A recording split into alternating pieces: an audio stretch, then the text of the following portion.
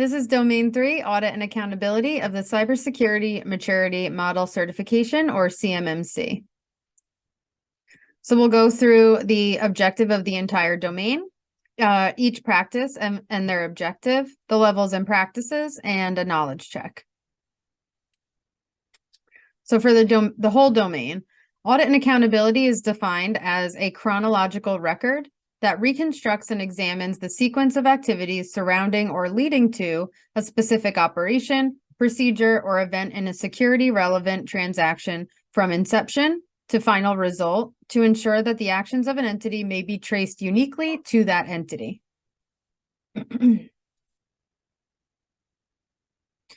Okay, so here is a list of our practices that we're about to go through anyway.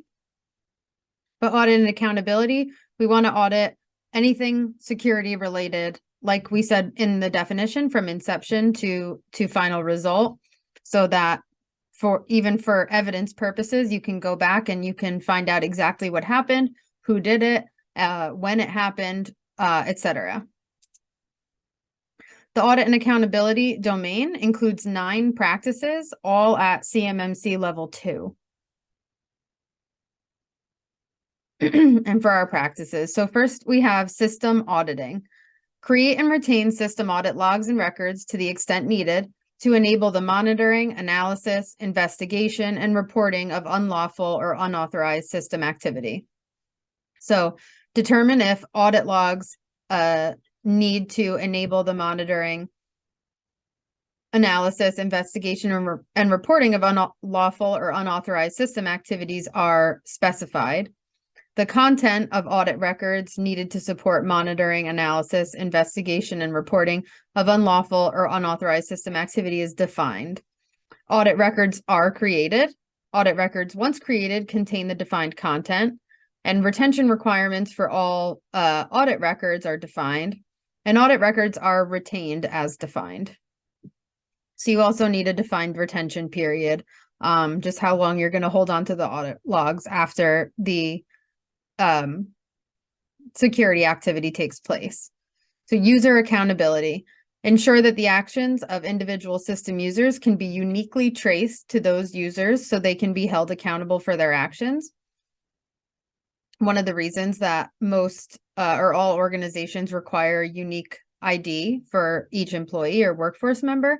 So determine if the content of the audit records needed to support the ability to uniquely trace users to their actions is defined. And audit records, once created, contain that defined content. Event review, review and update logged events. So determine if a process for determining when to review logged events is defined. So how long after your security incident is resolved. Event types being logged are reviewed in accordance with that process for review. And event types being logged are updated based on the review. So you're going through and you're finding what went right, what went wrong, and applying lessons learned at the end. Audit failure alerting. Alert in the event of an audit logging process failure. So determine if personnel or roles to be alerted in the event of an audit logging process failure are identified. So who are we letting know that something didn't work as planned? Types of audit logging process failures for which alert will be generated are defined. Identified personnel or roles are alerted in the event of that audit logging process failure. Audit correlation. Correlate audit record review, analysis, and reporting processes for investigation and response to indications of unlawful, unauthorized, suspicious, or unusual activity. So determine if audit record review, analysis, and reporting processes for investigation and response to indications of unlawful, unauthorized, suspicious, or unusual activity are defined. And defined audit record review, analysis, and reporting processes are correlated. Reduction and reporting. Provide audit record reduction and report generation to support on-demand analysis and reporting. So we want the people that need information from our audit logs, it should be broken down in a way that's relevant to that person's role or responsibility. Not every single detail if it doesn't have anything to do with that person's responsibilities. So Determine if an audit record reduction capability that supports on-demand analysis is provided. Can we generate that report as soon as someone needs it? A report generation capability that supports on-demand reporting is provided. Authoritative time source. Provide a system capability that compares and synchronizes internal system clocks with an authoritative source to generate timestamps for audit records. So determine if internal system clocks are used to generate timestamps for audit records. An authoritative source with which to compare and synchronize internal system clocks is specified. And internal system clocks used to generate timestamps for audit records are compared to and synchronized with the specified authoritative time source. Audit protection. So protect audit information and audit logging tools from unauthorized access, modification, and deletion. So determine if audit information is protected from unauthorized access, modification, and deletion. And audit logging tools are actively being protected from unauthorized access, modification, and deletion. Next, we have audit management. Limit management of audit logging functionality to a subset of privileged users. So determine if a subset of privileged users granted access to manage audit logging functionality is defined. Management of audit logging functionality is limited to the defined subset of privileged users.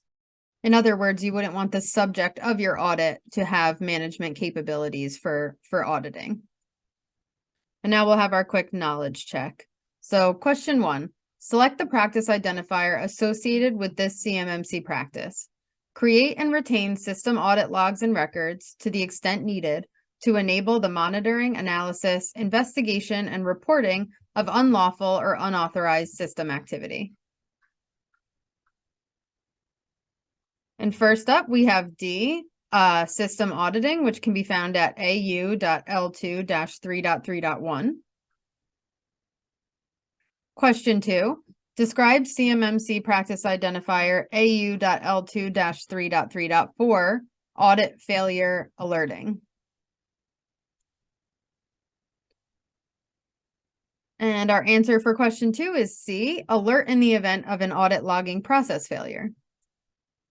Question 3, describe CMMC practice identifier AU.L2-3.3.1, system auditing.